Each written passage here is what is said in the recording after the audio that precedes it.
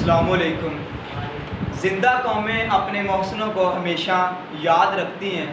ہم نے اس ویک میں 2 لیجنڈ جو ہیں ان کو کھویا ہے۔ ایک لیجنڈ عمر شریف اور دوسرے لیجنڈ سنڈے والے دن جسے محسن پاکستان کا لقب دیا گیا ہے، ڈاکٹر عبدالقدیر خان کو ہم نے کھویا ہے۔ اس پہ تھوڑی سی روشنی ڈالیں گے کہ زندہ قومیں اپنے محسنوں کو کیسے یاد رکھتی ہیں۔ جیسے سنڈے والے دن بہت بڑے پروٹوکول کے ساتھ سپرد خاک کیا گیا، پاکستانی پرچم میں لپیٹا گیا اور پاکستانی پرچم کے ساتھ سپرد خاک کیا گیا ہے ڈاکٹر عبدالقدیر خان کو۔ پہلی بات کریں گے عمر شریف کی کہ عمر شریف کا لاس کیسے ہوا پاکستان کو۔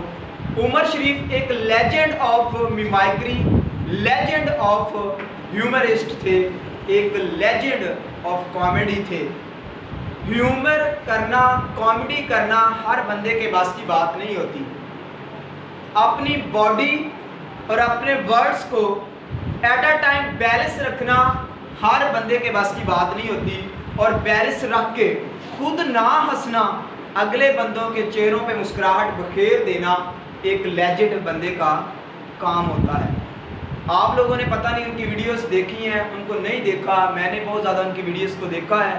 عمر شریف جب میمائکری کرتے تھے تو خود نہیں ہنستے تھے لیکن آڈینس کو ہنساتے تھے، اور سب سے بڑی ایک نیکی بھی یہی ہے کہ آپ کی وجہ سے کسی کے چہرے پہ مسکراہٹ آ جانا۔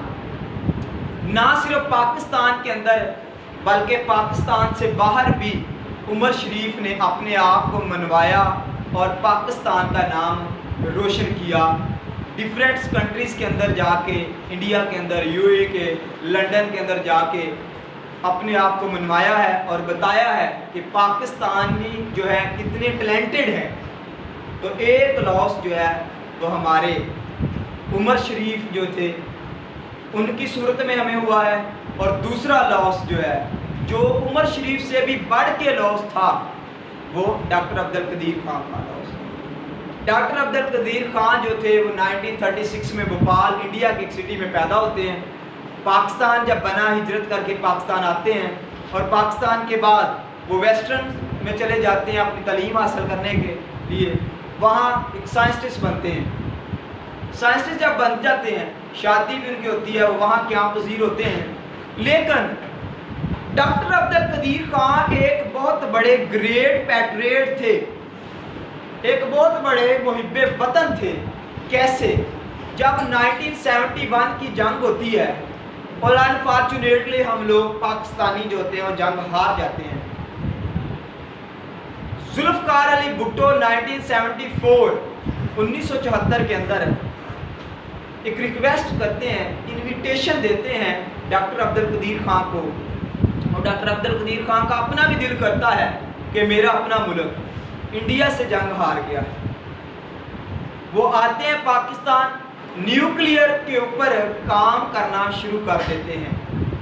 تقریباً 6-7 سال مسلسل ورک کرنے کے بعد ڈاکٹر عبدالقدیر خان ایک بم بنانے میں کامیاب ہو جاتے ہیں۔ جب وہ بم بناتے ہیں تو پھر کیا ہوتا ہے، اس ٹائم ذوالفقار علی بھٹو کی ڈیتھ ہو چکی ہوتی ہے۔ وہ بتاتے ہیں اس دور کے chief of army staff general Zia الحق کو، جب یہ بات بتاتے ہیں کہ میں کامیاب ہو گیا ہوں، تو جنرل ضیاء الحق کیا کرتے ہیں، ڈاکٹر عبدالقدیر خان کا فور ہیڈ جو ہوتا ہے یہاں سے بوسہ لیتے ہیں اور گلے لگاتے ہیں، اپریشیٹ کرتے ہیں۔ پھر ڈاکٹر عبدالقدیر خان کی ریکویسٹ پہ آرمی کا کچھ لوگ جو تھے آرمی کے اندر سے وہ دیے جاتے ہیں ڈاکٹر عبدالقدیر خان کو۔ ان کے ساتھ مل کے ڈاکٹر عبدالقدیر خان جو ہوتے ہیں یہ میزائل جو ہوتے ہیں اور مزید جو ویپنز ہوتے ہیں، جنگی ویپنز کے اوپر ورک کرنا شروع کر دیتے ہیں۔ پھر کیا ہوتا ہے، ڈاکٹر عبدالقدیر خان مسلسل ورک کرتے ہیں، لیکن جنرل ضیاء الحق جو ہوتے ہیں وہ شہید ہو چکے ہوتے ہیں۔ پھر 1998 آپ سب کو پتہ ہے کہ چاگی کے مقام پر اس دور میں جو وزیر اعظم تھے وہ نواز شریف تھے، جو نواز شریف اب بھی بڑا کہتے ہیں کہ میرے دور میں پاکستان کیا بنا ہے، ایٹمی طاقت بنا ہے، لیکن اس میں نواز شریف کا رول نہیں تھا، سارے کا سارا رول ڈاکٹر عبدالقدیر خان کا تھا اور اس کی ٹیم کا تھا، سارے کا سارا رول۔ کیسے؟ پاکستان کو ایٹمی طاقت بنانے کا سارا کریڈٹ جو ہوتا ہے ڈاکٹر عبدالقدیر خان اور اس کی ٹیم کو جاتا ہے، اس دور کی گورنمنٹ کو نہیں، اس دور کی گورنمنٹ کو نہیں، بقول ڈاکٹر عبدالقدیر خان کے اپنے الفاظ ہیں۔ انہوں نے کہا تھا اس دور میں، اس دور کی گورنمنٹ جو تھی یہ تو لوٹ مار میں تھی مصروف، اس دور کی گورنمنٹ لوٹ مار میں مصروف تھی، تو میں اپنے کام میں مصروف تھا۔ ہاں مجھے اس بات پہ میں اپریشیٹ کرتا ہوں اس دور کے وزیر اعظم کو کہ جس نے مجھے اجازت دی کس چیز کا، ویپن کو یوز کرنے کی، جون سے بھی بم بلائے، میزائل بنائے، چاگی کے مقام پہ دھماکے جو اتنے بھی کیے، نواز شریف نے اجازت دی، اور الحمدللہ ڈاکٹر عبدالقدیر خان نے کہا کہ الحمدللہ ہم سکسیسفل ہوئے۔ پھر پاکستان کو نہ صرف پاکستان میں بلکہ آؤٹ آف کنٹریز نے بھی مانا کہ پاکستان ایک نیوکلیئر ویپنز رکھنے والا، ایٹمی طاقت رکھنے والا مسلم کنٹری ہے۔ اور باقی ممالک نے کس چیز کا نام دیا تھا؟ انہوں نے کہا تھا کہ یہ ایٹمی دھماکہ نہ صرف پاکستان کا ایٹمی دھماکہ ہے بلکہ امت مسلمہ کا ہے۔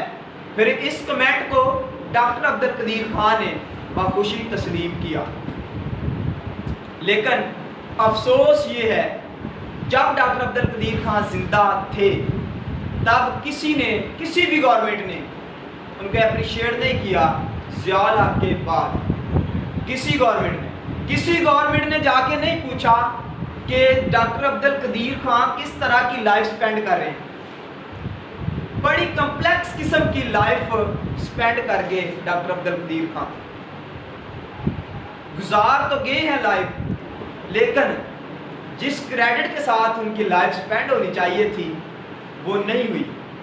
جس طرح کی آپ خود ہماری گورنمنٹ کے جو لوگ ہیں گزارتے ہیں لگژری لائف، ویسی محسن پاکستان نے لائف نہیں سپینڈ کی، بمشکل گزارا کیا ہے ڈاکٹر عبدالقدیر خان نے، کئی دفعہ کمپلین کی ہے میڈیا کے سامنے، لیکن کسی بھی گورنمنٹ نے جا کے ان کا حال نہیں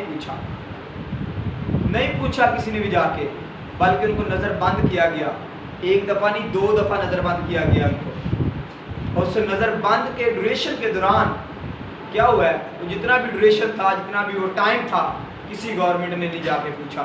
جنرل پرویز مشرف کے دور میں بھی نظر بند رہے ہیں، تب بھی ان کو نہیں پوچھا گیا کہ آپ محسن پاکستان کیسی لائف سپینڈ کر رہے ہیں، آپ کو کسی چیز کی ضرورت ہے یا نہیں ہے۔ لیکن جب ان کی ڈیتھ ہوگی، ڈیتھ کے بعد تو گندے سے گندے بندے کو بھی ہم لوگ اچھا کہہ دیتے ہیں جب وہ دنیا سے رخصت ہو جاتا ہے، لیکن جب زندہ ہوتا ہے زندوں کی قدر نہیں ہم لوگ کرتے، لیکن زندہ قومیں جو ہوتی ہیں وہ اپنے محسنوں کی قدر ضرور کرتی ہیں۔ ہم نے قدر کی ہے ڈاکٹر عبدالقدیر خان کی، کب؟ ہماری گورنمنٹ نے قدر اب کی ہے جب ان کی ڈیتھ ہو گئی ہے۔